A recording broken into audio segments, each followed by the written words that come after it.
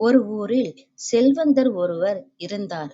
ஒரு நாள் அவர் தன் தோட்டத்தில் விளைந்த வாழைக்குலை ஒன்றை தனது பணியாளிடம் கொடுத்து கோவிலில் கொடுக்கச் சொன்னார். அந்த ஏழைப் பணியாளன் எடுத்துச் செல்லும் வழியில் அவனுக்கு அதிக பசி எடுக்கவே அக்குலையிலிருந்து 2 பழங்களை பீய்த்து சாப்பிட்டு விட்டான். மீதி பழங்களை கோவிலில் கொடுத்தான். அன்றிரவு செல்வந்தர் ஒரு கனவு கண்டார். கனவில் கடவுள் வந்து, "நீ எனக்குக் கொடுத்த 2 வாழைப்பழங்களை நான் சாப்பிட்டேன். ருசியாக இருந்தது" என்றார். செல்வந்தனுக்கு மிகவும் கோபம் வந்தது. ஒரு குலை பழம் கொடுத்திருக்க 2 மட்டுமே கடவுளுக்கு போய் சேர்ந்திருக்கிறது.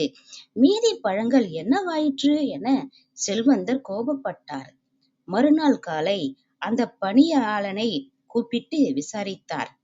அவன் 2 பழங்களை பசியினால் தான் சாப்பிட்டதை ஒப்புக்கொண்டு மீதி குலையை கோவிலில் கொடுத்து விட்டதை சொன்னான்.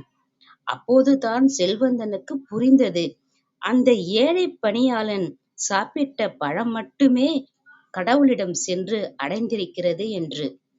ஏழையில் சிரிப்பில் இறைவனை காண்போம். நன்றி, வணக்கம்.